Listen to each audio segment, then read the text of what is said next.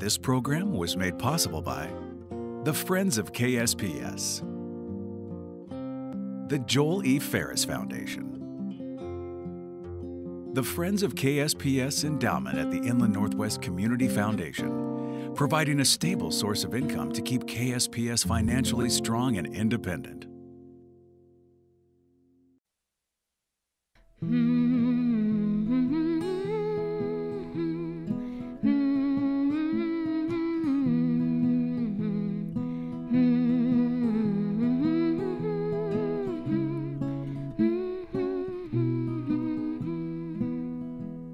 Great wrongs in need of righting should be righted right away. The principle of justice should be honored every day. The right should never linger for a moment by the way, as truth goes marching on. On November 2nd, 1920, millions of American women went to the polls to exercise their newly won right to vote. 144 years after the signing of the Declaration of Independence, women finally had full citizenship. But what is often overlooked is that women of the American West had already been voting for years. In some states, like Wyoming, for decades. Long before Eastern women could vote, Montana elected the first woman to the U.S. House of Representatives. By 1915, almost every Western state and territory had enfranchised women. It brought new ideas, new tactics, new leadership. It was a very, very crucial development. But winning in the West had been difficult. The struggle for women's suffrage was an uphill battle, full of setbacks, numerous twists and turns. Women really fought and organized and strategized for the vote. One crucial state in the thick of it was Washington. Washington state women had been agitating for women's rights for over half a century. Conflicts over temperance, religion, race, class, and gender required tremendous tenacity and political savvy from organized women. Many times, suffragists had to reach across dividing lines to win both men and women to their cause. These women organized against tremendous odds, against people telling them this wasn't the right thing for women to do, that they were not competent, not capable, that they shouldn't be in politics. In 1910, 10 years before their Eastern sisters, Washington women won the right to vote. Washington was the 5th state to enact women's suffrage. It's such an overwhelming victory. Suffrage passed 2-1 in Washington in every county in the state, and it was just the boost that was needed to get things going again. After Washington, other Western states followed like dominoes. Sing the song of right and justice as truth goes marching on.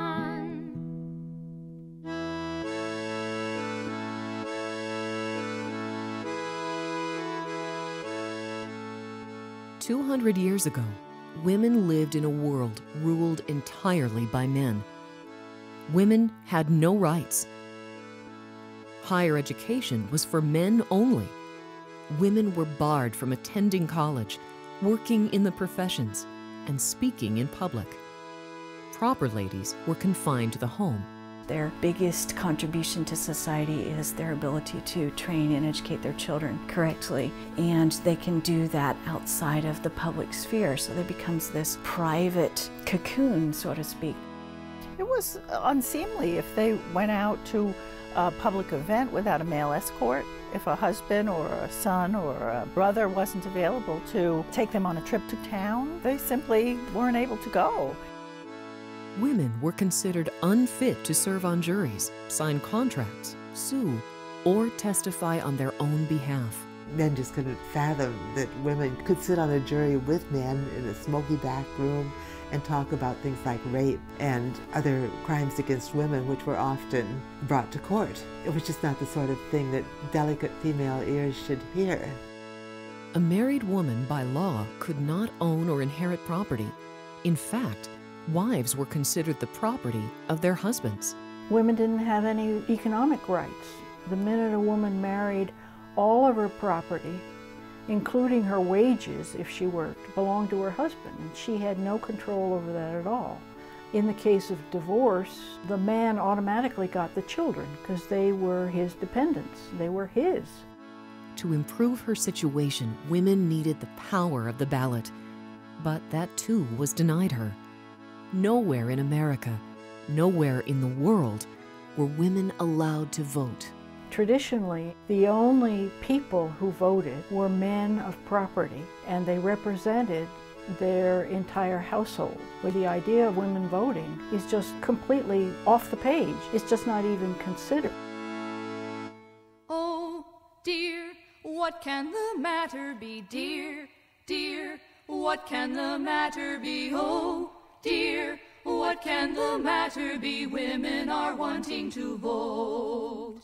Oh, dear, what can the matter be? In 1848, at Seneca Falls, New York, a young reformer named Elizabeth Cady Stanton and 4 Quaker women planted the seeds of rebellion.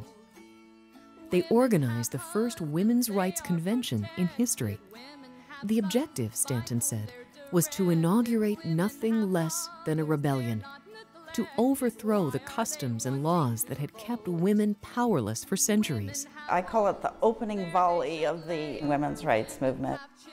Over 300 women and men packed the Wesleyan Methodist Chapel in Seneca Falls. Elizabeth Cady Stanton read aloud from a document she'd written called the Declaration of Rights and Sentiments. It was a list of grievances deliberately modeled after the Declaration of Independence. And they said that all men and women are created equal. And they had set forward a series of really complaints about how women were being treated, as well as resolutions about how that should change. And primary among those was women's right to vote. The people who were there all unanimously agreed on this whole list of grievances, except for women's suffrage, which was regarded as so radical that it was really out of the question. They talked about insurrection among the women as one of the headlines, and another one was the reign of petticoats. The assumption was that if women stepped into men's political sphere, they were, at least metaphorically, wearing the trousers. And this comes up over and over again. So that's how radical the notion was. By late afternoon, 68 women and 32 men signed the Declaration of Sentiments. The document resonated across the country, no more so than in the new territorial governments of the West. Oh, dear, what can the matter be? Why should men get every vote?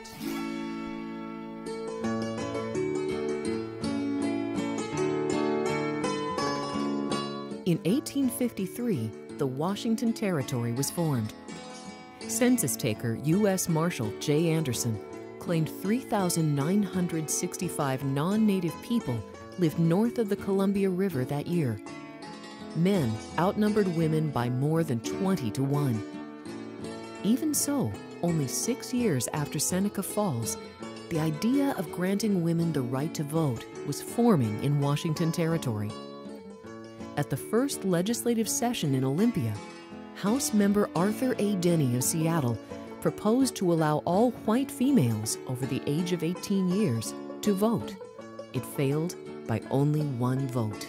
Some people speculate that it was because Denny's bill stipulated that white women should have the right to vote, and some legislators were married to Native American women. So had Denny not had the exclusive white in his bill, it's very possible that Washington would have had suffrage from the beginning.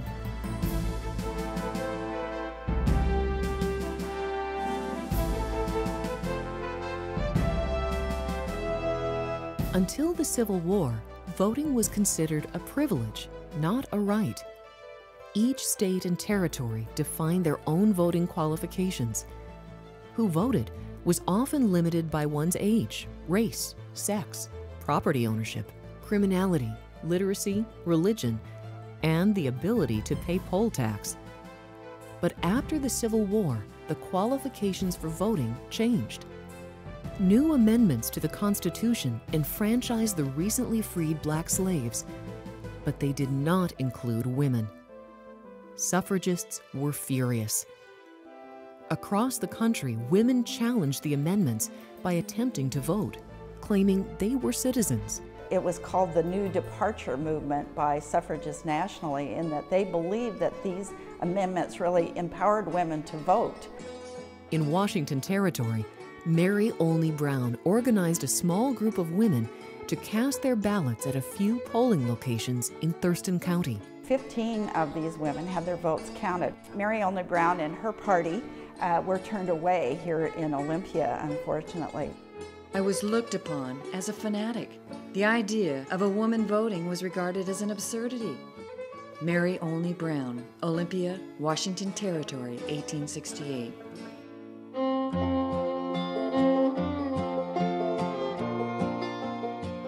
Abigail Scott Duniway was one of the Pacific Northwest's strongest voices for women's suffrage. In 1871, she founded the New Northwest, a weekly women's rights newspaper.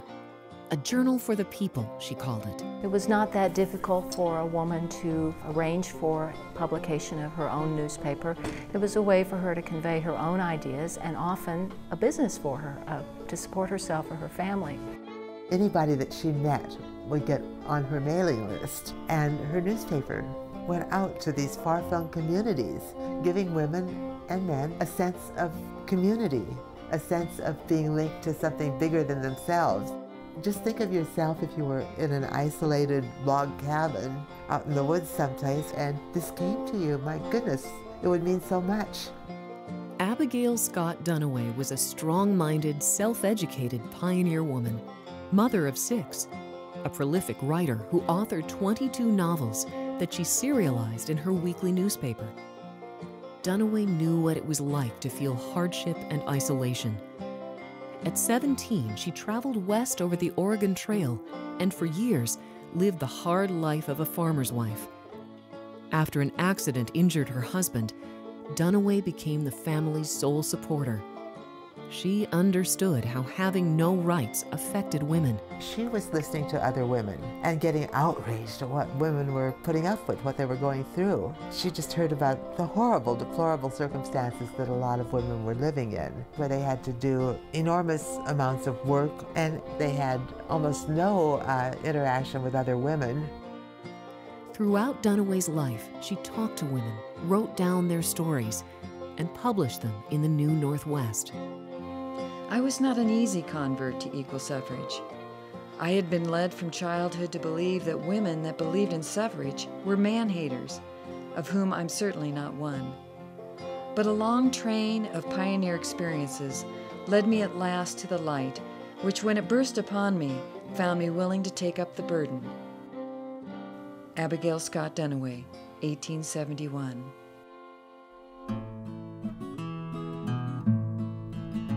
We'll sing a new song when our sisters are granted their rights and are free. Men, their rights and nothing more.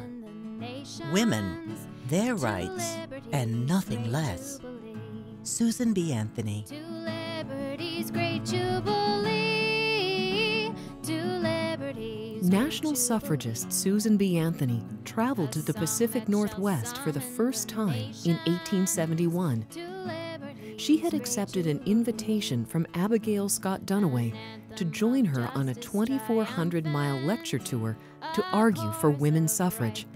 Can you imagine what that was like? They went by horseback, they went by stagecoach over very rutted dirt roads. They went by boat, anything they could do to get from one community to another. And then Susan B. Anthony would give her speeches. And Abigail was her apprentice. She began giving speeches too. resounding from meadow to mountain. They would go any place they could where there'd be a public gathering place and where they could get an audience. Usually it was a church, sometimes it was in the back of a saloon, sometimes it was on a riverboat, wherever they could find somebody to talk to. And they were apparently very articulate women, persuasive. Women shall come to her kingdom. For women to travel the countryside, to speak in public, It was unheard of. They were looked at as radicals, revolutionaries, by both men and women. She was pretty much universally ridiculed and denigrated. The first thing they commented on was her appearance. In appearance, she is tall, bony, and ungraceful, and she was, of course, unmarried. So anything that she said was considered to be incorrect because she was an old maid. They would often say what she was wearing. You know, even back then, that was integral to how women were perceived. Anthony lectured on the power of the vote. Anthony was very forthright. She made very straightforward arguments. Almost universally, she was regarded as being too challenging. Strident was one of those words that kept being used. There was this fear of an outspoken woman. Most men had not encountered women that would speak up and present radical ideas, radical thoughts. Susan B. Anthony did that. Anthony's lectures drew large crowds. Some people were curious. They had never heard a woman speak in public before. Others were openly hostile. One editor stated the idea of women voting was worse than the smallpox and chills and fever combined. Others said women don't want the vote. A woman's sphere is her home. The political pool is too filthy for women to dabble in. Women are too frivolous and unreliable to vote. But some listened, and minds were changed. They didn't really expect to convince everybody all at once, but they wanted to plant the seeds, and so they helped form women's organizations all over the area. And the Washington Territorial Women's Suffrage Association was established at this time. In Olympia, Anthony was more welcomed. Daniel Bigelow, a local legislator, arranged for Anthony to speak before the territorial legislature. It would be the first time in history a woman would address lawmakers in session. Miss Anthony is a woman of more than ordinary ability, and the able manner in which she handled her subject before the legislature was ample warning to the members of that body who opposed women's suffrage to be silent. The Olympia Transcript, 1871. Mighty Te Deum shall roll and resound to the skies. They'll vote us up, they'll vote us down, they'll give us the run around, they'll give it and they'll take away, but we will have our day, we will have our say. These women, utterly devoid of judgment and tact, have made themselves a nuisance to members of almost every legislative meeting in Olympia since 1869. Clarence Begley, Puget Sound Weekly Courier, 1883. In 1883, the constant lobbying of legislators by suffragists paid off. Women in Washington Territory briefly won the right to vote. And not only white women. Washington Territory enacted the most liberal voting laws in the nation, giving African American women the vote for the first time in history. As we write, church bells are ringing, proclaiming that the governor has signed the women's suffrage bill. All the people of Olympia are rallying around the stand-bearers of liberty and justice. Abigail Scott Duniway, 1883. They'll vote us up, they'll vote us down, they'll give us the run around. Women's suffrage was now on trial. At the next election, women turned out in force at the polls. 9 out of 10 women voted in 1884. 12,000 out of the 48,000 ballots cast were by women. When women got the right to vote, they turned out in droves. They got their way at the polls, and much to the surprise of most men, because there weren't that many women in the territory. Women now had the power of the vote, and their vote had teeth, snapping at alcohol and vice. And when they realized that they had to vote, that they could clean up their communities, that they could make their communities upright, decent places to live just by going to the polls, they did. And men were not prepared for that. It was just inconceivable to them that women could close down saloons and brothels and so on. But the women's vote did that. Now the Temperance Army's marching with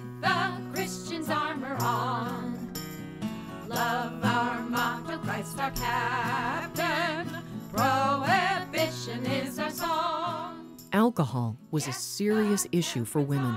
Alcohol begins to be targeted by many women as a social problem that really deserves serious attention. Women blame men's drinking on domestic violence, on squandering of family resources. Many women, often meeting in churches, become very interested in forming clubs that will agitate to close down saloons. Now the Temperance Army's marching. One such club was the Women's Christian Temperance Union. Temperance was a widespread reform movement at the time. One of the reasons that many women decide that they need to agitate for the vote is so that they can use the vote to enact prohibition laws. They want the sale and manufacture of alcohol to be outlawed. This worried Abigail Scott Duniway. She opposed combining women's suffrage with the temperance movement. She believed that their flat-out support of prohibition alienated a lot of male voters.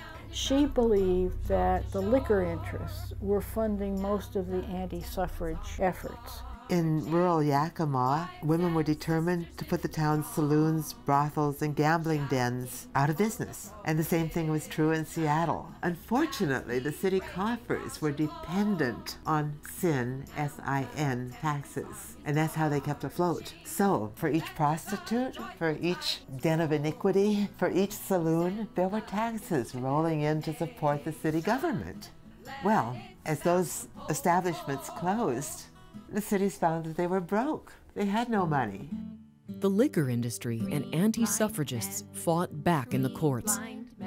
In 1888, the Washington Territorial Supreme Court, bowing to pressure from the saloon lobby, invalidated women's right to vote. Women across the territory were devastated. They had voted for only 4 years. 3 blind men, 3 blind men. The man who won't, the man who can't. There are some quotations from women meeting in Seattle who were in protest meetings, basically, that we had been robbed of this right. 3 blind men. 36 Seattle women signed a petition to Congress stating their indignation. We are disenfranchised, stripped of our rights and our liberties, and reduced to equality with the squalid savage and the heathen Chinese. We are the beacon lights of this movement, and were progressing satisfactorily when this severe blow came upon us. All the more severe because we had tasted the sweets of liberty. The timing couldn't be worse. The next year, Washington was slated to become a state. Women were once again moved off to the sidelines. Women could not vote for any of the delegates who were going to frame the new Constitution, and so they had to really fall back on, again, their role as advocates for women's right to vote. Women and men signed petitions showing real people wanted women's suffrage to be part of the Constitution. It just did not happen. Women's suffrage was moved to a separate ballot and lost by a large margin. It was a big blow to the movement. Suffragists knew that enacting women's suffrage after statehood would be infinitely more difficult. A 2/3 majority in the legislature and a statewide election to amend the Constitution were now required. To add salt to the wound, Seattle suffragist Adela Parker found considerable evidence of voting irregularities in the election. Kind of call it the hanging Chad story of 1889. And this was before the secret ballot as we know it. At that time, ballots were handed out by political parties at the polling places.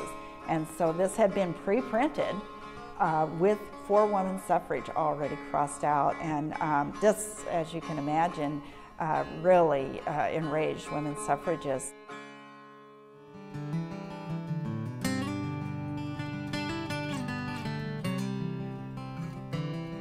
Women's clubs played an important role in the women's rights movement. Women in the late 1800s began to call themselves birds in a gilded cage. Women were pretty much confined to their homes. So when they decided to form little discussion groups, it was considered pretty outrageous. After the Civil War, middle-class women all across America began to step out of their domestic sphere and participate in women's clubs. They were blossoming like wildflowers. In every community where there were a few women, there was a club. They yearned for the companionship and began to meet regularly in a formal way, often with minutes of meetings taken and Robert's Rules of Order. Women used their clubs to educate themselves. These women, many of them, had not had an opportunity for higher education. Academies for girls had been few and far between in the mid-19th century. So women who missed the chance to read and study really looked forward to conferring together and teaching each other what they could learn. Many clubs, they focused on topics for the year. They would present papers to each other. It was not an easy job to prepare a presentation. There were no public libraries at this time, and they talked about how their knuckles turned white as they stood at the podium and shared with their 6 neighbors in their own parlor the information that they had collected. They just hoped that they knew enough to answer questions that might be asked at the end of the meeting, but they took it very seriously. Men took it seriously as well. Some men found club activities dangerous to the status quo. We underestimate how brave they were to engage in this activity. Harper's Magazine had a cartoon of these bold women meeting in clubs. They're wearing slacks, they're wearing bloomers, puffy slacks, and they're smoking cigars, and their husbands are sitting in the corner trying to keep their screaming babies quiet. And they're really very much afraid of role reversal. Other papers at the time say women have put down the broom and picked up the club. You know, the women's club is a threat, it's a weapon. So there's great alarm. And editorials say the number of cherry pies being baked in America is diminishing as rapidly as club membership is rising. How dare they leave the home for an hour a week? Women's clubs started to focus on improving their communities. And then they would start doing things to benefit society as a whole. They find out that, wow, we can together do things and get people to listen to us that we couldn't do alone. They're doing public things under the umbrella of women's organizations that keeps it respectable. They called it municipal housekeeping. Very diabolical phrase. It was a way of saying, we're only following orders, we're only housekeepers, but in order to keep our homes safe and clean and moral, to raise our children to be upstanding citizens, we need to get out into the public too. Most women's clubs were exclusively white, middle class, and Protestant.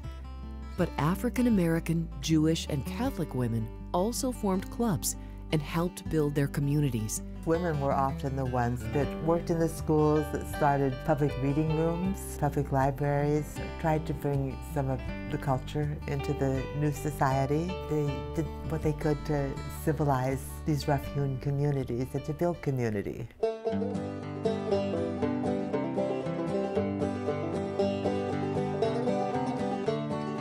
At the time, the West was booming.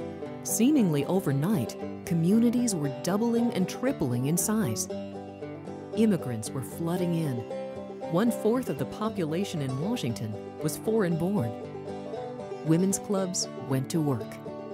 They very much see themselves as protectors of the underdog. They care about the children, they care about the immigrants, they care about working conditions. As soon as the door was opened a crack, they became activists, they became effective activists. It mattered. These issues mattered so much to them. They convince their city fathers that political change needs to occur. They can't vote. They don't have political clout. They can't threaten the mayor that they will vote him out of office if he doesn't support their issues. They have to lobby through their husbands. They have to write letters to the editor. They petition. They visit their legislators. But they make change happen because collectively they have a strong voice that they would never have as individuals. Without all the women, now where would we be? Working and caring throughout history. So the array of activities that these women take on before they vote, before they are full citizens, and the success they achieve is extraordinary. I mean, most senators, mayors will say, oh my gosh, if the women's clubs get behind an issue, they're going to hound me until I make it happen. You know, they are relentless. These are the training grounds for these women to learn how to agitate for change on their own behalf. Here's to the women who shoulder the load.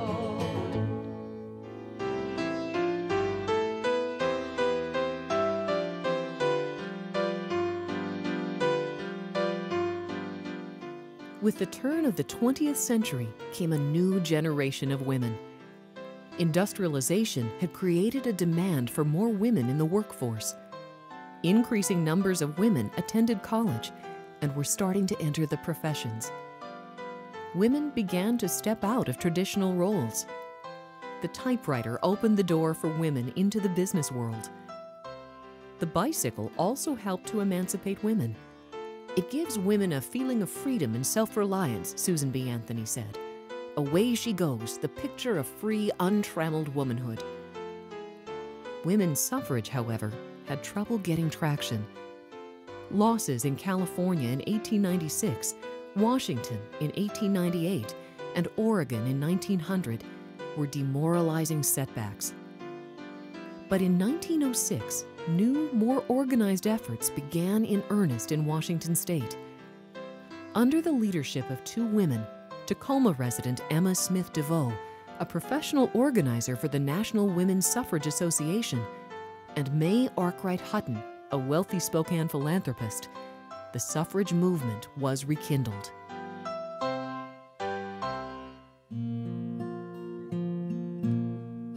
Watchmen tell us, does the morning of fair woman's glory dawn?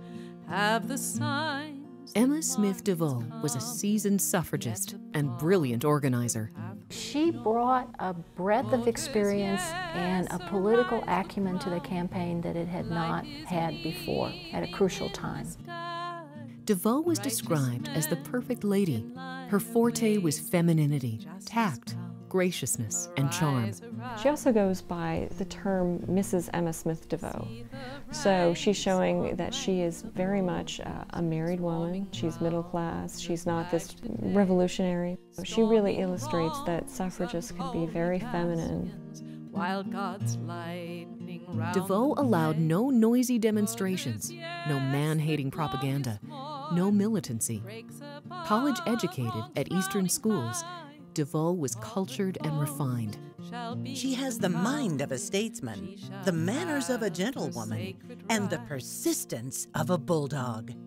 Dr. Cora Smith Eaton, Seattle, 1907. She really was a beautiful woman. Lots of people talk about how stunning she was and her beautiful singing voice, which she used at practically every meeting. She would sing a song composed by her husband called A Soldier's Tribute to Women, which tended to bring tears to men's eyes. He decided to write a song about how we needed to give women the right to vote because they stood by men during the war and all the wonderful things that they had done. A lot of audiences hear these songs and you read in the newspapers about how people just stand up and they clap or they cry. So you know she must have been just a wonderful performer. From sea to sea. DeVoe had to have been conscious of what she was doing because in one of her newspaper interviews, she says that earlier speakers on suffrage had evoked much adverse criticism and has caused some to look on all women suffragists as unpleasant people.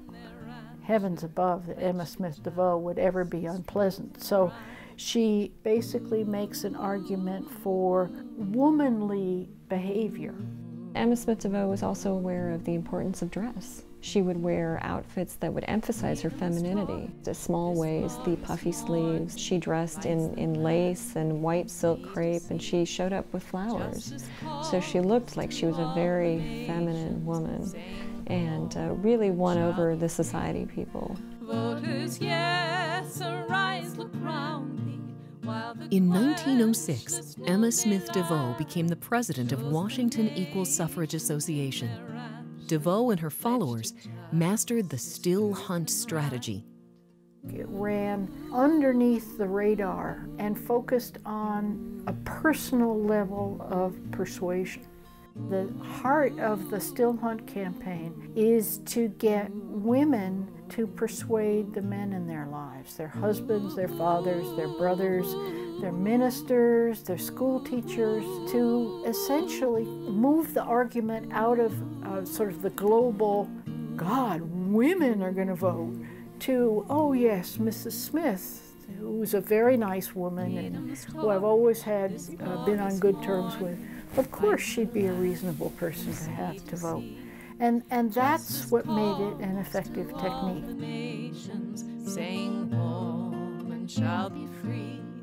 DeVoe advised women to keep the issue single, be for nothing but suffrage, against nothing but anti-suffrage.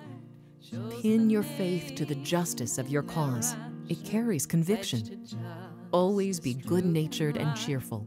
If she's trying to convince men to go to the ballot box and give women the vote, she wants to look as gentle and unthreatening as possible.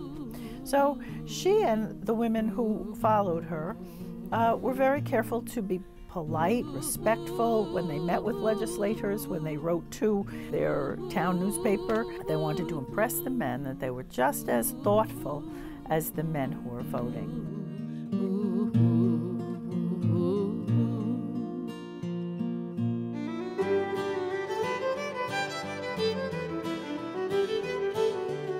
May Arkwright Hutton was the polar opposite of Emma Smith DeVoe. Hutton was flamboyant and straight-talking. She's known for wearing this striped zebra coat and driving around town in this red automobile. Mrs. Hutton is a fearless person who makes no pretense of being anybody but herself. It's this characteristic that makes her the dominant personality that she is. Margaret Bean, The Spokesman Review. Hutton came from a working-class background. Born in Ohio, she moved west to Wallace, Idaho in 1883 to work in the silver mines as a cook. There, she met her third husband, a railroad engineer, Levi Hutton.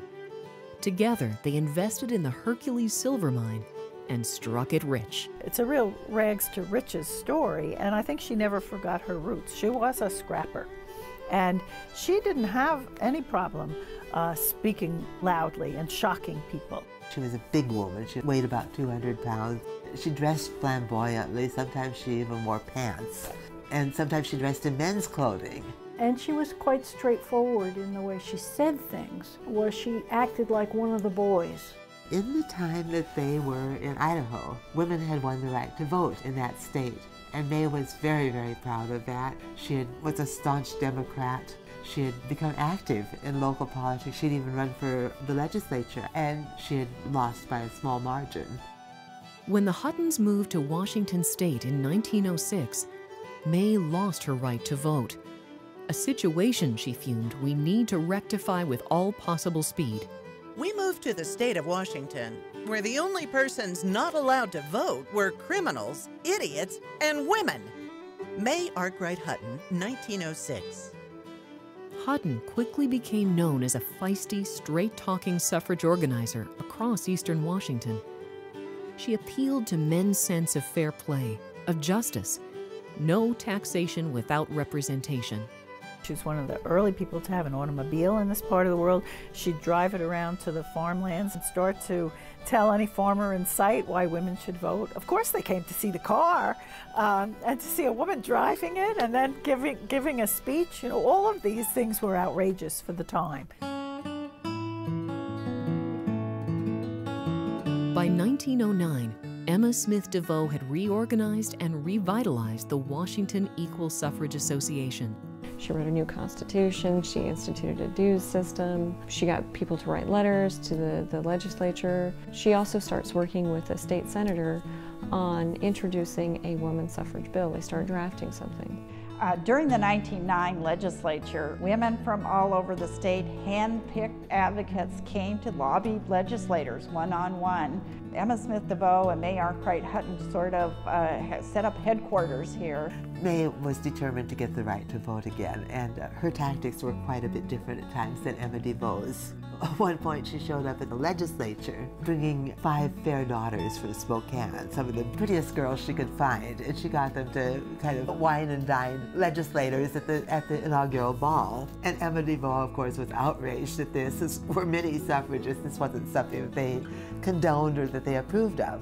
Whether with Hutton's help or hindrance, the bill passed.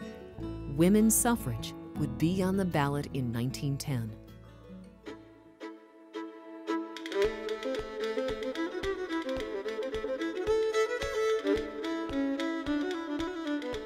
The Alaska-Yukon Pacific Exposition was held in Seattle in the summer of 1909 on the University of Washington campus.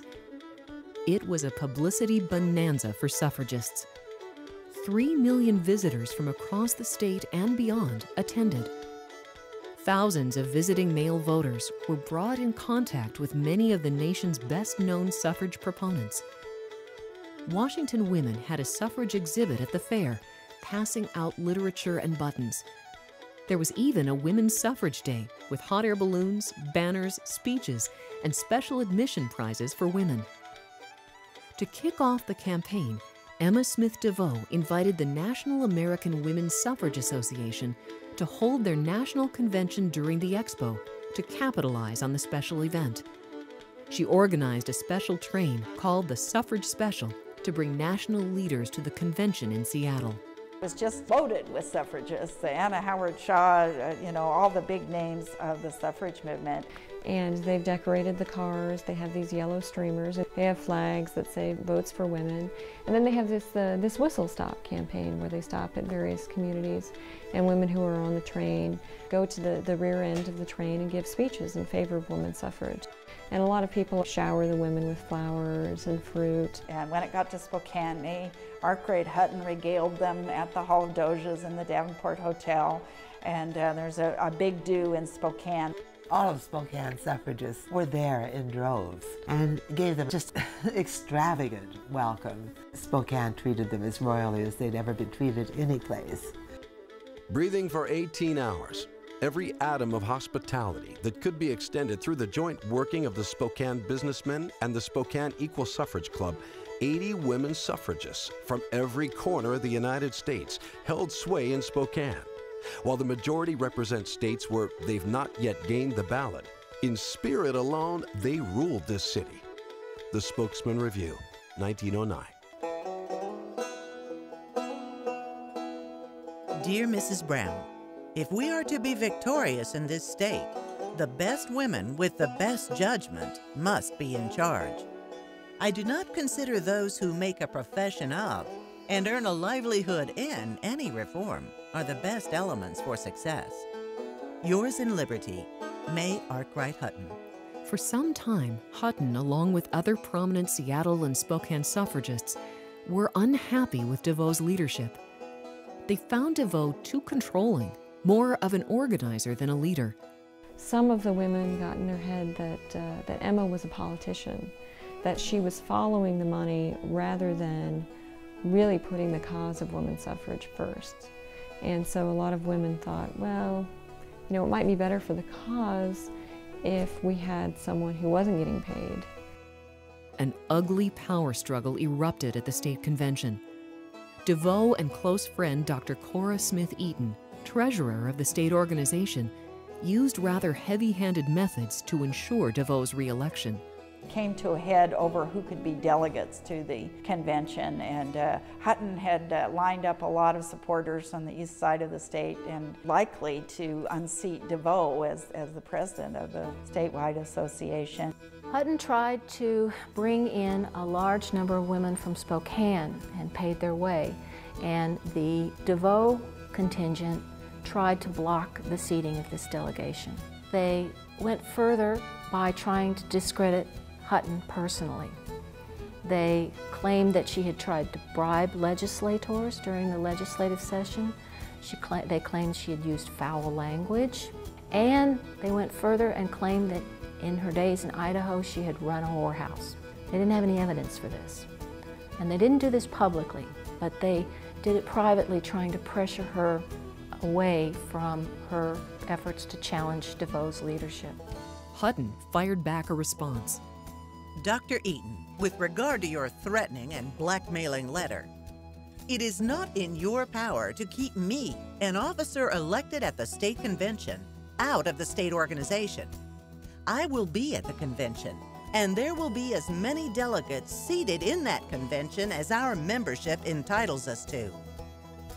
Perhaps you thought to frighten me with this array of accusations. You have made them, and it is up to you to prove them. May Arkwright Hutton. And Hutton arrives with all of her forces and demands to be seated, and Eaton says, no, I'm not going to seat you. I already told you I'm not going to seat you. And there is pandemonium there. There's people that are hissing, and there's all these cat calls, and people are crying, there's hysteria. And so it's this big cat fight. As a result, 200 delegates from 29 suffrage clubs withdrew from the state convention over the controversy.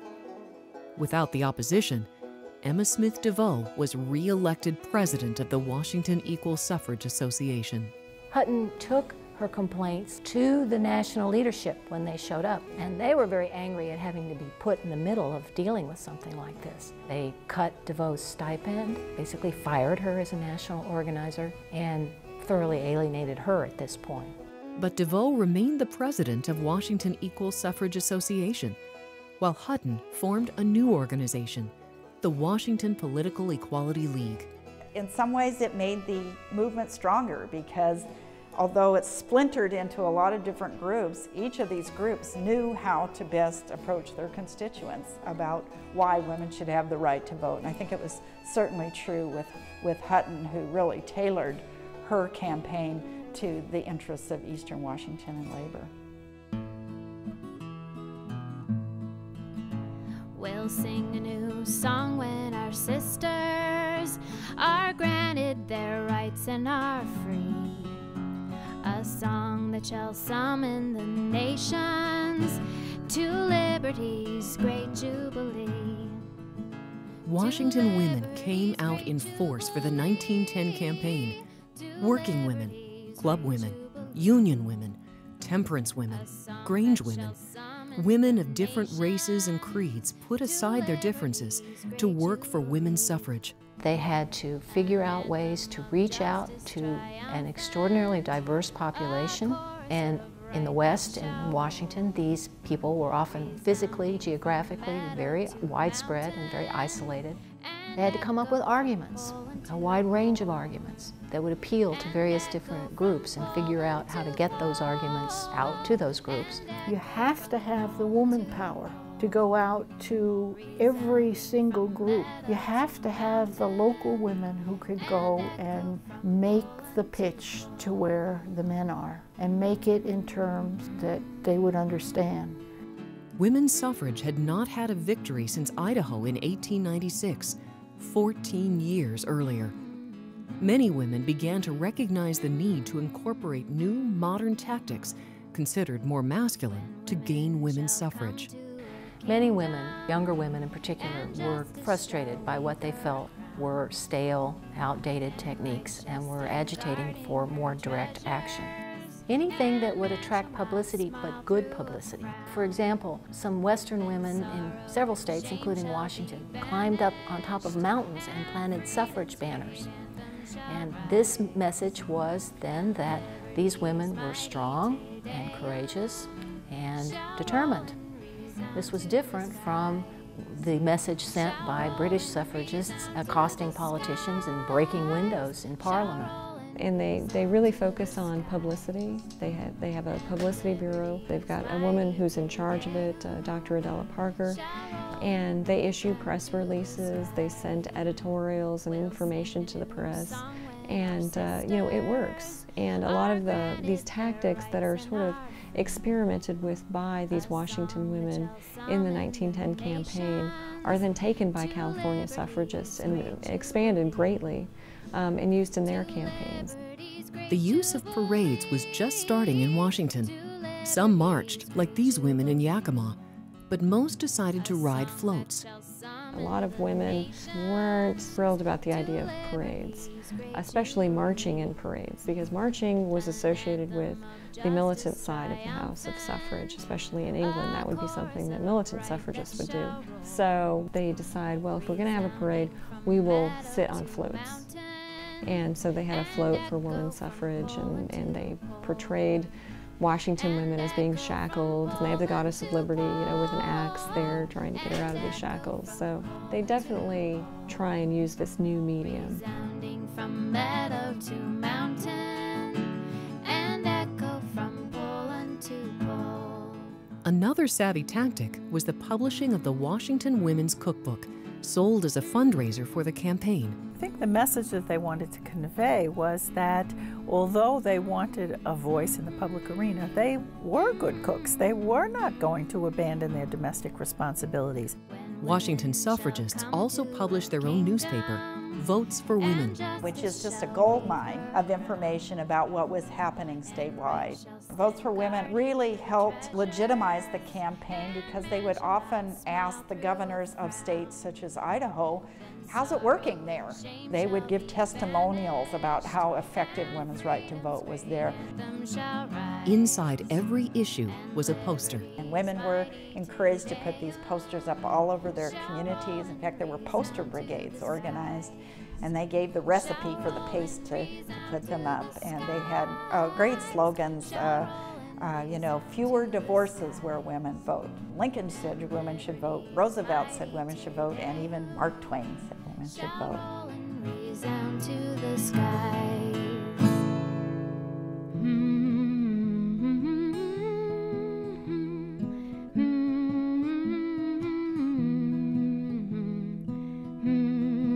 On November 8th, 1910, Washington state women permanently won the right to vote. It was a big victory. By a margin of 2-1, every county voted in favor of the amendment. Support cut across party lines, as well as racial and ethnic populations. Washington became the 5th state to enact women's suffrage. Sing the song of right and justice. Washington women were, of course, thrilled, and the rest of the women suffragists in the country were thrilled as well. And it had broken through the stalemate. The win in Washington revitalized the women's suffrage movement across the nation. It gave them new inspiration, it gave them some new ideas, and it really motivated them to start using some of these new tactics in their own campaigns. In response to her demand, as truth goes marching on. The suffrage wind started to blow from west to east. Out here in the West, people could see what it meant for women to have the right to vote because they were active voters. They could see what it meant, and that was extremely persuasive in convincing other states and Congress about the value of women voting. Many reporters went out to see what women did when they voted. They found that women went to the polls in an orderly fashion, voted for issues that were important to them, and guess what? The divorce rate did not skyrocket. Families did not dissolve. Civilization did not collapse as many people had predicted. So this was very important. Sing the song of right and justice. We little dreamed when we began this conquest, optimistic with hope and buoyancy of youth, that half a century later we would be compelled to leave the finish of the battle to another generation of women. These strong young women will take our place and complete our work. There is an army of them. We were but a handful. Failure is impossible. Susan B. Anthony. Sing the song of right and justice as truth. In 1920, the 19th Amendment was voted into law. American women in every state of the Union had won the right to vote. The young women of today, free to study, to speak, to write, to choose their occupation, should remember that every inch of this freedom was bought for them at a great price. It is for them to show their gratitude by helping onward the reforms of their own time, by spreading the light of freedom and the truth still wider. The debt that each generation owes to the past, they must pay to the future. Abigail Scott Duniway, 1912. Sing the song of right and justice. Sing the song of right and justice as truth goes marching on.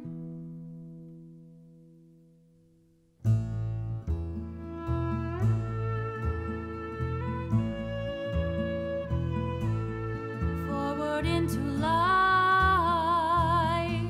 a new day has begun, marching boldly to the future. Justice has been won. We have found our voices, hear our song throughout the land. Failure is impossible. The vote is in our hands. We thank you, Susan B. Anthony. We thank you, Elizabeth Cady Stanton. We thank you, Frederick Douglass. We thank you, Mary Olney Brown. We thank you, Inez Milholland. We thank you, Alice Paul. We thank you, Emma Smith DeVoe. We thank you, May Arkwright Hutton. We thank you, Carrie Chapman Catt. We thank you, Abigail Scott Duniway. Forward into light, a new day has begun. We struggled for so long, marching boldly to the future. We were ridiculed and silent. Justice has been won, but the work was carried on. We have found our voices. Failure was impossible. Hear our song throughout the land. Our vision was too strong. Failure is impossible. We planned and marched and lobbied. The vote is in our hands. Then our daughters carried on.